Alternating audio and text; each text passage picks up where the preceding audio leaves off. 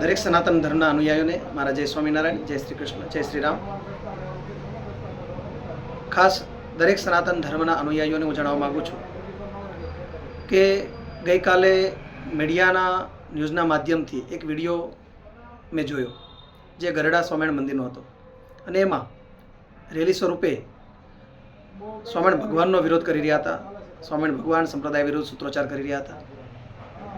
હું ખાસ બધાને જણાવવા માગું છું કે વિરોધ કરો, પણ કોનો કરો? જે ભગવાન વિશે, દેવી દેવતાઓ વિશે અભદ્ર ટિપ્પણી કરી રહ્યા છે એનો વિરોધ કરો, નહીં કે ભગવાનનો. જ્યારે તમે સ્વામિનારાયણ ભગવાનનો વિરોધ કરો છો ત્યારે અમારા હૃદયમાં પણ ઠેસ પહોંચે છે. અમે પણ સનાતની છીએ. કોઈ પણ દેવી દેવતાનું અપમાન ચલાવી લેવાય નહીં, એ કોઈ પણ હોય.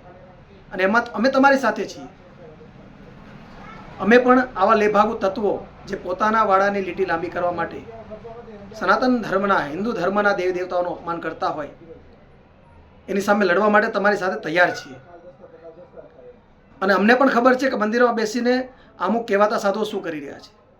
થોડા સમય પહેલાં જ અમે જ્યારે એક સાધુએ ગરડા મંદિરમાં ન કરવાના કૃત્યો કે ન કરવાનું કાર્ય કર્યું હતું એની સામે અમે એમને રેલી સ્વરૂપે આવેદનપત્ર આપવા માટે ગયા હતા.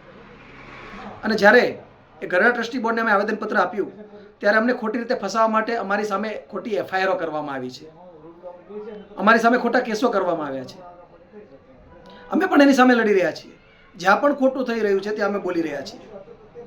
અને હું તો સ્વામિનારાયણ સંપ્રદાયના આ જે ગરડા ટ્રસ્ટી મંડળ હોય, વડતાલ ટ્રસ્ટી મંડળ હોય, એ બધાને ખાસ કહેવા માંગુ છું કે તમારો જે પાવર છે, તમારી જે વગ છે, એ ફક્ત ને ફક્ત સ્વામિનારાયણ સંપ્રદાયના હરિભક્તોને દબાવવા માટે જ વાપરવામાં આવશે.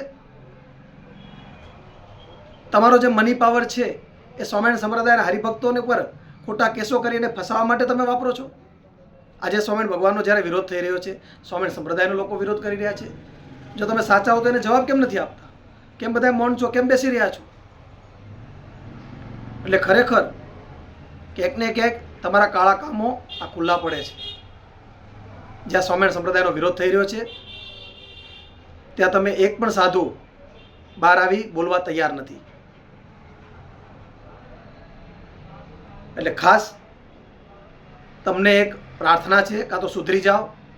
તમારા લીધે આજે અમારે હરિભક્તોને નીચું જોયા જેવું થાય છે.